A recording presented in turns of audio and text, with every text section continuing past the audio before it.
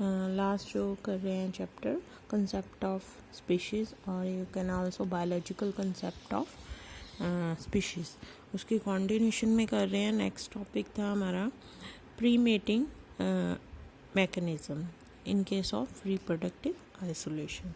Pre mating mechanism में हम लोग कैसे रिप्रोडक्टिव आइसोलेट कर सकते हैं ऑर्गेनिज्म को, ठीक है। इसमें क्या है, prevent the copulation and fusion of gametes. Copulation and जो गैमेट्स की फ्यूजन है वो उसको कैसे रोके, यही इसका मेन कंसेप्ट है। तो एक तो ज्योग्राफिकल आइसोलेशन कर सकते हैं, एक ऑर्गेनिज्म को पहाड़ के इधर भेज दिया, एक को दूसरी की तरफ, तो वो क्या है, या रिवर के एक इस शोर पे है, दूसरा दूसरे शोर पे है, तो ऐसे करके रिप्रोडक्टिव आइसोलेट करके हम लोग ऑर्गेनिजम्स को रिप्रोडक्शन इंटरब्रीडिंग रोक सकते हैं, ठीक है। नेक्स्ट है सीजनल आइसोलेशन। सीजनल आइसोलेशन में होता है कि जो क्लोजली रिलेटेड ऑर्गेनिजम्स हैं, क्लोजली रिलेटेड स्पीशीज़ हैं ऑफ डिफरेंट और डिफरेंट स्पीशीज़ हैं दो, लेकिन क्लोजली रिलेटेड है, वो क्या है, रिप्रोडक्टिवली आइसोलेट हो जाती हैं बाय द सीजन चेंजेस। क्योंकि एक का सीज़न क्या है, गर्मियों में इंटरब्रीड कर रहा है, दूसरा क्या है सर्दियों में कर रहा है, तो उस वजह से क्या है, उनका जो इंटरब्रीडिंग का टाइम है वो दोनों का क्या क्या है, डिफरेंट है। अभी जैसे एग्जांपल लिए यहाँ पे अमेरिकन टोड है, एक दो अमेरिकन टोड है, एक तो है बफो अमेरिकन है ना, सेकंड है फ्लावर्स टोड, ठीक है, बफो फ्लोरी। तो वो क्या है, जो अमेरिकन टोड है वो रेनी सीजन में इंटरप्रीट करता है, और जो फ्लावर टोड है वो क्या है, later part of the rainy season, जब रेनी सीजन निकल रहा होता है तब ब्रीड करता है। अभी वो क्या, सीज़न चेंज हो रहा है, दोनों का डिफरेंट डिफरेंट टाइमिंग्स है ब्रीडिंग का, तो ऐसे करके सीजनल आइसोलेशन भी कर सकते हैं। नेक्स्ट है हैबिटेट आइसोलेशन।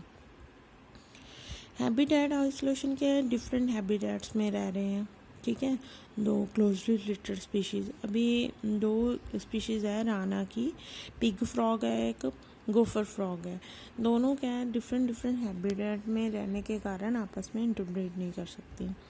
नेक्स्ट है फिजियोलॉजिकल आइसोलेशन, ठीक है, इसमें क्या है, mating inability due to the functional incompatibility in their mating, ठीक है, मेटिंग नहीं कर पाते अपने फिजियोलॉजिकल बिहेवियर के कारण, ठीक है, तो उसमें आप ड्रोसोफिला की एग्जाम्पल दे सकते हो। मैकेनिकल आइसोलेशन में जो उनके एक्सटर्नल जेनिटलिया पार्ट्स हैं उनमें क्या है, कंपैटिबिलिटी नहीं है, मॉर्फोलॉजिकल स्ट्रक्चर्स डिफरेंट है, तो इस तरह से भी रिप्रोडक्टिव आइसोलेशन हो जाती है। नेक्स्ट है जेनेटिक आइसोलेशन। जेनेटिक आइसोलेशन में क्रोमोसोम्स इनकम्पैटिबिलिटी हो जाती है किसी के, लेकिन क्लोज रिलेटेड स्पीशीज़ हैं, लेकिन दूसरे के कितने क्रोमोसोम हैं, दूसरे के कितने, और आपस में उनके कैरेक्टर्स भी डिफरेंट हो जाते हैं, तो मेट नहीं कर पाते, ठीक है। ये तो है प्री मेटिंग मैकेनिज़्म, हम लोग मेटिंग कैसे रोक सकते हैं। नेक्स्ट है पोस्ट मेटिंग। अगर मेटिंग हो भी जाती है तो उसके बाद जो है कैसे प्रिवेंट करें हाइब्रिड फॉर्मेशन, ठीक है। फर्स्ट है गैमेटिक मोर्टेलिटी। अगर जो एक्सटर्नल फर्टिलाइजेशन है, तो एक्सटर्नल फर्टिलाइजेशन में स्पर्म और एग की क्या है, फेल हो जाए आपस में फ्यूज़ होने से, ठीक है, फर्टिलाइजेशन फेल हो जाए, तो वो भी just because of unfavourable climatic conditions के कारण, ठीक है, तो वो उसमें उसको बोलते हैं गैमेटिक मोर्टेलिटी। अगर गैमेट फ्यूज़ हो गए then zygotic mortality, zygote form हो गया, वो भी ज़्यादा टाइम तक ना सर्वाइव करे, ठीक है, तो इसमें आप एग्जांपल दे सकते हो शीप एंड गोट की, ठीक है। नेक्स्ट है हाइब्रिड इनवायबिलिटी। हाइब्रिड इनवायबिलिटी क्या है कि जो हाइब्रिड जाइगोट्स हैं वो डेवलप ना कर पाए इनटू द एम्ब्रियो, ठीक है। इसमें आप एग्जांपल दे सकते हो राना पाइपन्स की एंड राना सिल्वेटिका की, तो दो फ्रॉग्स का है, ठीक है, उसका हाइब्रिड जो जाइगोट बनता है उसके उससे एम्ब्रियो नहीं बन पाता। नेक्स्ट है हाइब्रिड स्टेरिलिटी। अगर हाइब्रिड प्रोड्यूस भी हो गया, एम्ब्रियो भी बन गया, जायगोट भी बन गया, सब कुछ हो गया, पर उसका बर्थ भी हो गया हाइब्रिड जो एनिमल है, लेकिन आगे वो फर्टाइल नहीं है, आगे वो अपना आगे नेक्स्ट जनरेशन प्रोड्यूस करने में इनकैपेबल है, स्टीराइल है। तो अभी इसमें आप एग्जांपल दे सकते हो म्यूल की। म्यूल किसकी मेटिंग से बनता है? मेल एस की और हेनी की, ठीक है। तो दोनों के सॉरी मेल एस की एंड मेयर की, ठीक है। तो म्यूल बनता है, वो म्यूल है जो that is a hybrid animal which is a sterile, ठीक है, नॉट फर्टाइल। आगे है लास्ट में हाइब्रिड ब्रेकडाउन। हाइब्रिड ब्रेकडाउन में क्या है, जब कोई भी प्रोजेनी आगे मान लो कि हाइब्रिड हैं वो भी फर्टाइल प्रोड्यूस हो गए, लेकिन जो आगे जनरेशन प्रोड्यूस कर रहे हैं वो बहुत ही वीक है, एब्डोमर है एंड स्टीराइल है, तो वो क्या मरने शुरू हो जाते हैं। तो इस तरह की कंडीशन को कहते हैं हाइब्रिड ब्रेकडाउन, ठीक है। तो इसमें आप एग्जांपल दे सकते हो कॉटन की, ठीक है, गॉसिपियम जो उसका नाम है, इंटरस्पेसिफिक हाइब्रिड्स ऑफ कॉटन करके आप एग्जांपल कर सकते हो कोट, ठीक है। एग्जांपल्स जरूर करनी है सबकी, आपने दी हुई है बुक्स में। नेक्स्ट है role of natural selection in speciation. पहले तो मैं डेफिनेशन रीड कर रही हूँ आपके लिए नेचुरल सिलेक्शन की क्या होती है। The process by which comparatively better adapted individuals out of a heterogeneous population are favored by nature over the less adapted individuals is called the natural selection. Natural selection में क्या है, जो fit है ज़्यादा उसको क्या है नेचर फेवर करती है जिंदा रहने के लिए, जो अनफिट है एनवायरनमेंट में, ठीक है, उस टाइम के अकॉर्डिंग वो क्या है उसकी डेथ हो जाती है। इसको बोलते हैं नेचुरल सिलेक्शन।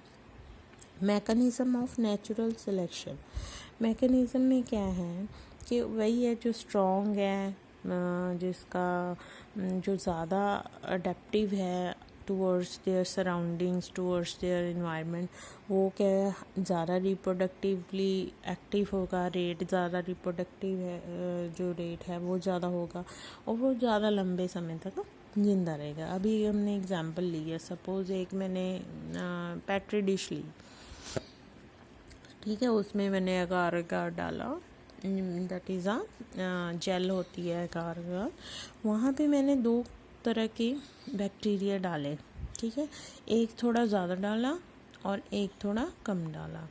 जो ज़्यादा वाला था वो वाइट था और जो कम वाला था वो ब्लैक था। एक वाइट लगा लो, एक ब्लैक बैक्टीरिया लगा लो। एग्जाम्पल आपको समझाने के लिए दे रही हूँ। अब जो वाइट वाले थे उसके सेल्स मैंने 10 डाल दिए और जो ब्लैक था उसका एक ही सेल डाला बैक्टीरिया का पेट्री डिश में और मैंने रख दी 24 घंटे के लिए। मैंने देखा कि जो ब्लैक वाले हैं वो 1 से 3 हो गए और जो वाइट वाले हैं वो ज़्यादा नहीं बढ़े, वो 10 से 11 हो गए, 12 हो गए, ठीक है। और धीरे धीरे फिर मैंने 24 घंटे के लिए मतलब ऐसे करके मैंने देखा एंड ऑफ द जो इंक्यूबेशन पीरियड था मेरा, कि मैं देख रही हूँ कि जो वाइट वाले हैं वो उतने ही हैं, ज़्यादा नहीं उनकी पॉपुलेशन बढ़ रही, जो ब्लैक वाले हैं वो ज़्यादा बढ़ रहे हैं, वो उनका नंबर वाइट वाले से भी ज़्यादा हो गया, ठीक है। तो मतलब क्या है, जो पेट्री डिश का इन्वायरमेंट है वो ब्लैक वाले को ज़्यादा सूट किया, उसने अपना रिप्रोडक्शन रेट है जो बढ़ा दिया, अपनी पॉपुलेशन भी इंक्रीज़ कर रही इंस्टेड टू वाइट वाले। तो अभी धीरे धीरे क्या है वाइट का नंबर कम होना शुरू हो जाएगा, क्योंकि जो उसके प्रेडेटर्स हैं, जहाँ खाना है, फूड के लिए कंपटीशन मिल रहा है उसको, शेल्टर के लिए कंपटीशन मिल रहा है फ्रॉम द ब्लैक वंस, ठीक है। तो ऐसे करके अभी जो एक नई हमारे पास स्पीशीज़ आ गई है that is a black one, ठीक है। तो इस प्रोसेस को बोलते हैं speciation through the natural selection, ठीक है बेटा।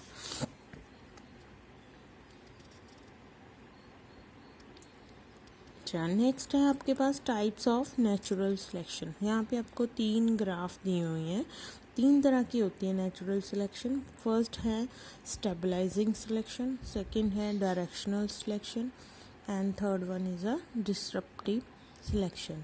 फर्स्ट जो ग्राफ दिया हुआ है आपने फिगर 5 देखिए, मॉडर्न की बुक से कर लेना ये।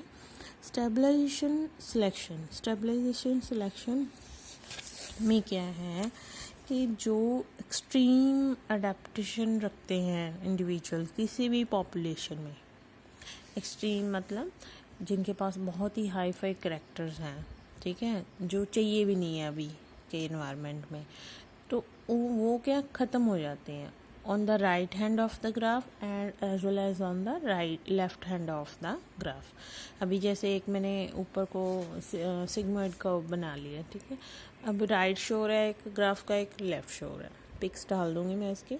तो दोनों एक्सट्रीम एंड्स पे जो पॉपुलेशन है with the extreme adaptive characters रखती हैं वो दोनों ख़त्म हो जाएंगे, एलिमिनेट हो जाएंगे, नेचर उसको दोनों को ख़त्म कर देगी। कौन जिंदा बचेगा उस पॉपुलेशन में जिसकी हम लोग बात करें स्टेबलाइजेशन सिलेक्शन की? उसमें सिर्फ जो नॉर्मल काइंड ऑफ ऑर्गेनिजम्स हैं, जो नॉर्मल हैं, जिसके कोई ज़्यादा हाई फाई करैक्टर नहीं है लेकिन जो करंट एनवायरनमेंट के अकॉर्डिंग फिट आ रहे हैं, वो बच जाएंगे। तो इसको बोलते हैं स्टेबलाइजेशन सिलेक्शन। नेक्स्ट है डायरेक्शनल सिलेक्शन।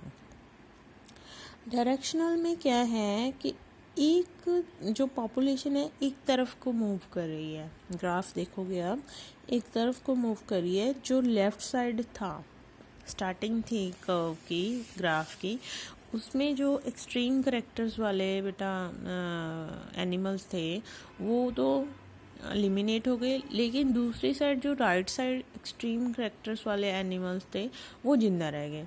मतलब डायरेक्शनल मतलब कुछ जो उस टाइम के अकॉर्डिंगली जो उनको चाहिए थे करैक्टर्स एनिमल्स को, चाहे वो एक्सट्रीम ही थे, वो उन्होंने सिलेक्ट कर लिए नेचर ने, और जो नहीं चाहिए थे चाहे वो एक्सट्रीम ही थे करैक्टर्स, ठीक है, वो उन्होंने एलिमिनेट कर दिए। ठीक है, अभी जैसे मैं आपको एग्जाम्पलीफाई करूँ इसमें डायरेक्शनल में, इंडस्ट्रियल मेलानिज्म आपने सबने सुना होगा। लंदन में ये सेकंड की मैं डायरेक्शनल सिलेक्शन को समझा रही हूँ, ठीक है, by the example. Industrial melanism आया था लंदन में, ठीक है, मतलब जैसे हमारे ग्रीन रेवोल्यूशन आया था, वहाँ पे इंडस्ट्रियल रेवोल्यूशन आया था लंदन में। तो वहाँ पे क्या हुआ था, इंडस्ट्री ज़्यादा डेवलप होने के कारण तो जो वहाँ पे ट्रीज़ थे उनके ना जो टहनियाँ थी उस पर स्मोक जो डार्क कलर का होता वो जमना शुरू हो गया, डेपोजिट हो गया वहाँ पे।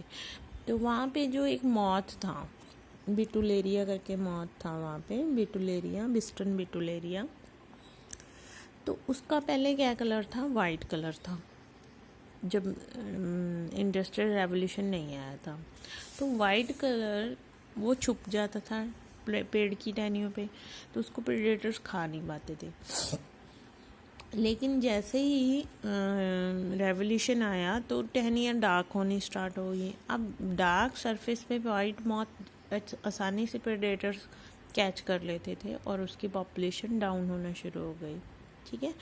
तो फिर क्या हुआ, विद द टाइम वहाँ पे जो उसका ब्लैक कलर, ग्रे कलर का मॉथ उसने अपना चेंज कर लिया जेनेटिकली, अपना जो बॉडी का कलर है मॉथ ने, बिस्टन बिटुलेरिया ने, तो वो क्या हो गया, उसका कलर ग्रे हो गया। अब ग्रे कलर का मॉथ डार्क कलर की टहनियों पे इजीली चिप रहा था और फिर से उसकी पॉपुलेशन इंक्रीज होने शुरू हो गई, ठीक है। तो ये क्या है, एक अडेप्टिव चेंज है according to their environment. White moth क्या है, धीरे धीरे टोटल ख़त्म हो गया और उसके जगह पे कौन आ गया, ग्रे मॉथ, लेकिन है बेटा सेम ही स्पीशीज़, बिस्टन बिटुलेरिया, जस्ट उसका कलर उसने अपना चेंज कर लिया। अभी जो वाइट वाला था वो भी एक्सट्रीम करैक्टर था पॉपुलेशन का, अभी जो ग्रे वाला है वो भी एक्सट्रीम करैक्टर है, ठीक है।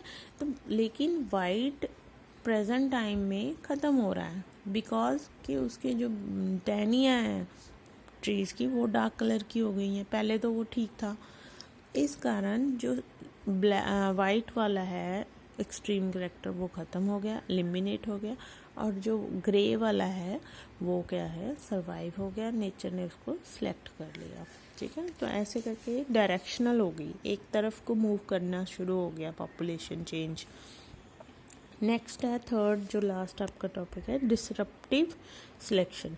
डिसरप्टिव सिलेक्शन जो है इसमें क्या है, which favours extreme expressions of certain traits to increase variance in population. ठीक है। It breaks a homogeneous population into many adaptive forms. अभी देखो इसमें, इसको भी मैं एग्जांपल में करती हूँ। पहले तो ये ग्राफ है जो, इसमें जो कुछ एक्सट्रीम करेक्टर सेलेक्ट हो जाएंगे, कुछ ख़त्म हो जाएंगे। ठीक है। तो अभी यहाँ पे स्नेल की एग्जांपल दी हुई है। एक ही स्नेल की स्पीशीज़ है उसके, लेकिन 3 कलर्स मिलते हैं, वाइट, ब्लैक एंड ब्राउन। अभी जो वाइट वाले स्नेल्स हैं, जब वो सी बॉटम पे होते हैं तो वहाँ पे वो छिप जाते हैं, वो बच जाते हैं, वो प्रेडेटर्स को पॉइंट आउट नहीं कर पाता, ढूंढ नहीं पाते प्रेडेटर्स, क्योंकि उसकी बैकग्राउंड भी वाइट है सी की और उनका कलर भी वाइट है, वो बीच में ही छिप जाते हैं। अभी जो ब्लैक वन है वो क्या है, रॉक के ऊपर छिप जाते हैं, खाली रॉक्स हैं जो पानी में, सी में, उसके ऊपर चिपक जाते हैं और प्रेडेटर्स उनको ढूंढ नहीं पाते। लेकिन जो ब्राउन स्नेल्स हैं, ठीक है, सेम ही स्पीशीज़ के, वो बॉटम पे, सी बॉटम पे भी दिखते हैं और जो ब्लैक रॉक्स है उसके ऊपर भी दिखते हैं।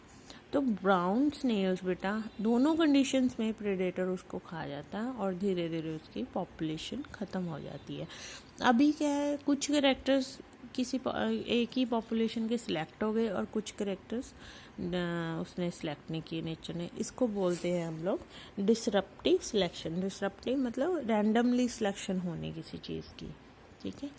तो इसके साथ ही आपका जो biological concept of species chapter है वो आज फिनिश होता है। नेक्स्ट हम लोग नेक्स्ट लेक्चर में स्टार्ट करेंगे next new chapter. Thank you very much.